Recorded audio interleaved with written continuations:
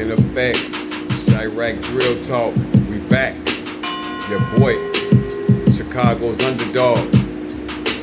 We back up in here, man. I know it's been a long time, man. Share, comment, and like, man. Like the page, man, if y'all want to keep me coming, man. That's how we doing it, baby. 2025, boy. Chicago's underdog, man. I see y'all liked it, that West Side gang leader, CBL, Pierre Mahone story, man. So, man, like, share, man. Bring it on, man. Keep it coming. Tonight's story is about the son of the great gang leader, Don Booney Black Davis. It's about his son, George Davis Jr., a.k.a. Little Mick. For y'all who don't know, let me give y'all a brief preview. Y'all don't know who the Don Booney Black is. It's a notorious gang leader, the professor of the mob, 71 years old. He passed 2010 September, man. You know what I'm saying? Professor George Davis, man. The extortionist, man. That's what he was, the extortionist. Leader of the Gangsta Goon Squad, man. A crew that went around and extorted every gang for money, man. You know what I'm saying?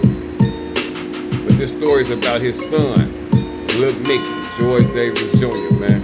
Personally, my closest best friend growing up, my little homie, and my ride or die homie, man. We grew up in the dirt, shooting marbles in the dirt, man. That's how far we go back. Rest in peace, Lil Mick, man. L's up for them hitters, man. Y'all know what it is. Share, comment, and like, man. Get your popcorn and peanuts, man. Hold on. I'm back, though, man. Get your popcorn and peanuts, man. Get ready for this story, man.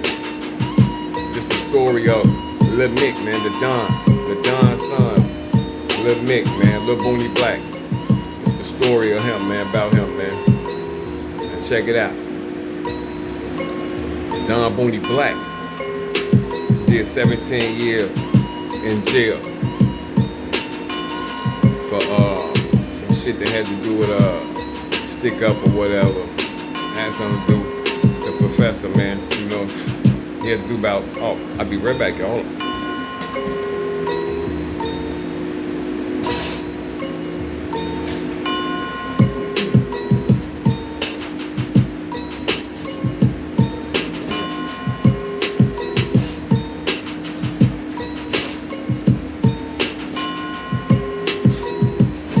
Yeah, we back, man. We back. Sorry about that, man. This is the story of George Davis Jr., man. The Don son, man. Don Booney Black, the leader of the new breed black gangsters, man. The story is about his only son, his only real son, George Davis Jr. I heard it's a rumor, some guy named Big Mo. No, Booney only had one son, his daughter Linda, you know. But check it out. This is the story of George Davis Jr., man. Now, we grew up on a block, man. I'm going to take it back to, man, 1980, 88, 89, man. Check it back to the block, man. We were shooting marbles, man. You know, Lil Micky stayed across the street from me, man. You know, he had two cousins that stayed in the same building as him, man. Lil Larry and McGill, that he always hung with. He had an older brother named Greg, by, you know, on his mom's side. Greg was a vice store. He wasn't Booney's son either. So check it out. You know what I'm saying? We out here every day on the block, little kids. I say I'm about 12, 13. Lil Booney probably about 9. So, you know, we out shooting marbles. I noticed Lil Micky, man, every day, you know what I mean? Not every day, but for him to be a shorty at 8, 9 years old, you know, he always kept a fresh pair of Jordans every week. Every week. You know what I'm saying? He kept a fresh pair of shoes, man, you know, and I always wondered, like, man, this little dude got the freshest shoes on the block and he 9 years old, like, you know what I'm saying? He got all the marbles, because, you know, back then we shot marbles. So, you know, whoever had all the marbles, they was the man. You know what I'm saying? Lil Micky he kept his drawers dirty, always getting, shooting marbles in the dirt. Him, Little Larry, and Miguel, you know what I'm saying? But I used to always notice, man, when me and my boy Little Micky used to sit on the porch late at night, you know what I'm saying? He used to always be sitting on the porch like, man, I'm waiting on my dad friend come over here. I'm like, man, who you talking about? I'm like, Prince Larry. I'm like, Prince Larry? Like, who is Prince Larry?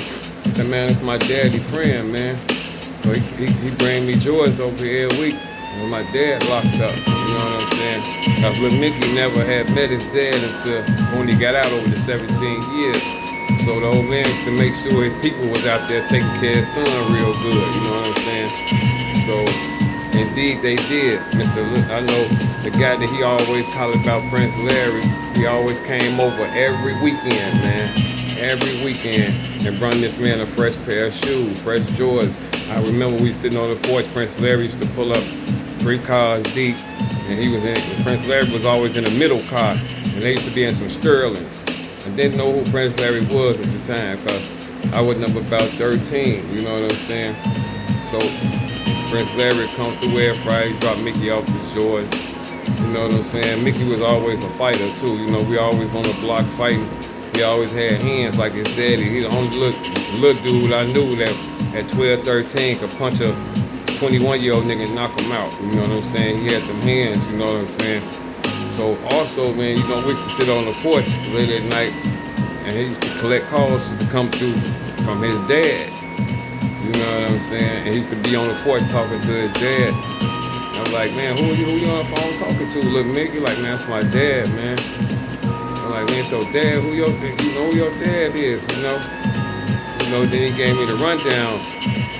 But at the same time, I got 3 older brothers. My 3 older brothers affiliated with the 2714 Nation. So as well as I figure out Little Mick Daddy is the Don of the 2714 Nation. You know what I'm saying? So I used to be sitting on the porch with him late at night. The old man would call the phone, and we'd be talking to him. We was little kids and everything. You know what I'm saying? Not knowing who we really talking to at 13 years old. We on the phone with the Don. You know. So Little Mick, you know, he always been my little dude, man. I always kept him up under me. You know what I'm saying? Because at the beginning, it was all 2714, so it's around the time shit started breaking off, you know? Shit started breaking off shit just started breaking off, you know what I'm saying? For the organization under the 2714 Nation, shit started breaking off, so we rocked it with the 27 instead of the 74, you know what I'm saying? You know, some more homies we had on the block. You know, it was me, Little Micky, Miguel, me, my boy Twan G, rest in peace. My other guy Tony, my nigga Rob. You know what I'm saying? That was all G's. You know, I'm just naming the G's that was on the block. Can't forget about my man Lonnie G. You know, that was all us was on the block, man. So you know, as time coming over and time going past, you know what I'm saying? Little Micky also get to talking about a cousin that he got named Marcellus. He used to always talk about Marcellus. He said they used to call him Scope. Sometimes Scope used to come through there at night in a van. He used to be riding through the block and Little Micky would spot him and like, man, they go my cousin Scope. Come to find out over the years, that was Marcellus Boys, the chief of the black gangsters. That was some kin of Little Micky, you know what I'm saying? Scope used to come through there and holler at him with short light-skinned dudes, man. You know what I'm saying? So me and Little Micky, man, we always rocked together, man. I remember one time I was like 17 years old. It was me, Little Micky, and Lonnie G, my god brother, man. I was about 17, man. We were standing up on 16th. I'm standing up there, fresh suit on, got my hat turned the wrong way. We standing up there broad daylight. A dude walk up, pull a gun out. I think there was some hype named Sonny Red. Walked up, pulled a gun out, man. Stuck me up, snatched my head out. I had about $3,000 worth of gold on my neck, snatched my chain, hit me with the pistol. I wouldn't even run. Little Micky and Lonnie ran off and left me. You know what I'm saying? I wouldn't even run. Nigga hit me with the pistol and everything. I was pissed.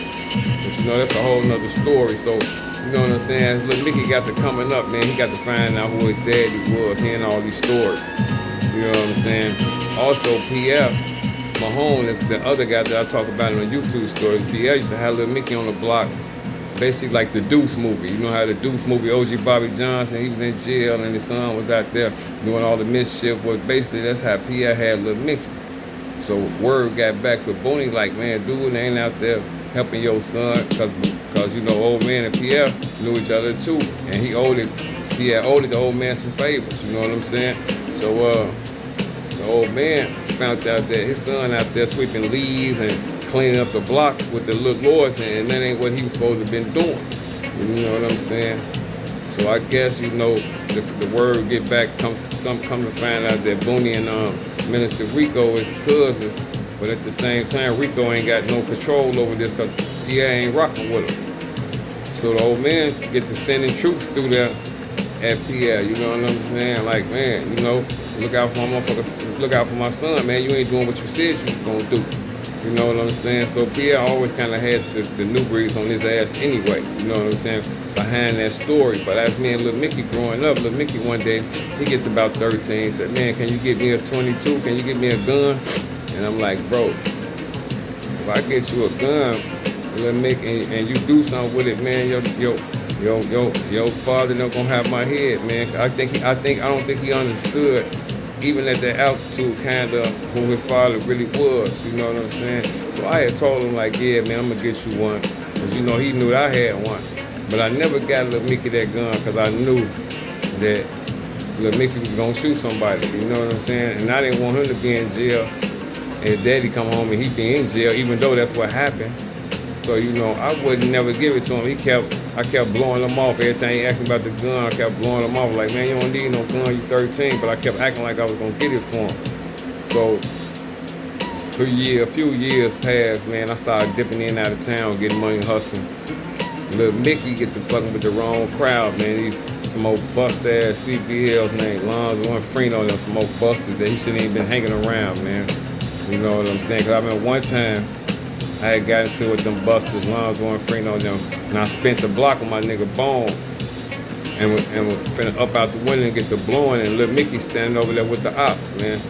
So I was mad as hell at Lil Micky about that shit. I'm over here on the ops' ass, and you standing with him. So I told the Don's son to come over to the house one day, man, because he over there hanging with the ops and shit. So I'm like, man, we got to straighten this out. So I called Lil Micky over to the crib about, man, you hanging with the ops, bro, and you know, I'm into it with them niggas, man, and you hanging with them. So Lil Micky got a little jazzy. So I beat Lil Micky ass, you know what I'm saying? Because I'm the gangster that taught him everything. So I whooped his ass about that shit from hanging with them niggas. And you know we was into it. I'm probably the only nigga ever touched the Don son and let to tell it. You know what I'm saying? So I whooped his ass about that shit, like hanging with them niggas, man. You know, and still he kind of rebelled. And he ends up going to hang with the same busters. They smoked some leaf, some PCP one night. Lil Micky get hold to a gun. He about maybe 15, 16 at the time, and shoot a lady in her head, howl some leaf. But he didn't kill the lady. So the lady had somehow got a picture of Lil Micky and walked the neighborhood until somebody pointed him out. So Lil Micky is finna go to the penitentiary, and his dad is finna come home. Now that's messed up, you know what I'm saying? His dad coming home in like, what, 04, 05, and he finna go up the river. So he gone in for the attempt murder. Booney come home. Booney gotta get him a lawyer now. Lil Micky sitting in Joliet. Lil Joliet for about 3.5 years fighting Latin Kings and all type of motherfuckers, man. So Lil Micky finally come home after the 3 years. By this time, I'm out of town getting money. So I hear my man back in town. I like, okay, cool. Let's get it. So I slide back into town. He out on the block. I pull up, hop out. What's up, G? Let's get it. He's like, G, where you at, man? I'm like, man, I'm out of town up in Wisconsin doing shit. He like, man, come on back home. My dad just gave me K-Town. We finna get it. So I'm like, all right, man, let me go up here and regroup, get the shit together, get ready, man. And we're gonna slide back. And I'm gonna slide back and we're gonna handle that. So he was out on the block with the security, just came home. He was all swole up. My little nigga from the dirt, man. From the dirt, man. Right up, my nigga. George Davis Jr., man. The last Don to his daddy. And I was his right-hand man, so who do you think I am? You know? If I was right-hand to the last Don, you know what I'm saying? So, Lil Micky, man, I went on back to Wisconsin, did what I had to do. I'm getting ready to head back to Chicago. I get a call, Lil Micky dead. What? Lil Micky dead? How the fuck this happened, man? I just talked to Brad. We finna lay this shit down, keep it in an orderly fashion as a man of respect, and keep it straight, man. Man, they said Lil Micky was in the car with Sydney, his cousin Sydney, in a trike hawk. I don't know what they was in. Speed down Crenshaw and Springfield, man. Another car coming another way with some GD dude from K-Town or something that had a little pool. Lil Micky and Sydney run dead into the man. Oh, and kill Lil Micky, man. I think the boy in the other car was dead too. Sydney that was driving, Micky cousin. Rumor has it that allegedly and when he crashed, he pulled Micky's dead body in the driver's seat and made it look like Lil Micky was driving. And Sydney jumped out the car and bailed. So you know when the old man caught up with him, you know he pushing Daisy some motherfucking well, forever. But it was a big thing about that down there on Crenshaw, man, because the boy who was in the other car that hit Lil Micky, he had some rank for the GDs, so the GDs had ganged up down there. And then people found out that was Booney's son in the other car, so the Breeze ganged up, and it was about to really be something, man. But you know, R.I.P. Lil Micky, man, died in a car crash, man. Allegedly your cousin pulled you in the driver's seat and tried to frame you after you died, man. Fucked up way to die, man. Just had come home. Just had met your daddy after 17 years. Man, you lose your life in a car crash, man. Rest in peace, Lil Mick, man. I miss you, dog. More you till I join you, man. New breed black gangster for life, dog. This Shot Racks Real Talk 2027, man. This is the story of George Davis Jr., Lil Booney Black, man. West side of Chicago, man. I'm out, man. Share, comment, and like, man.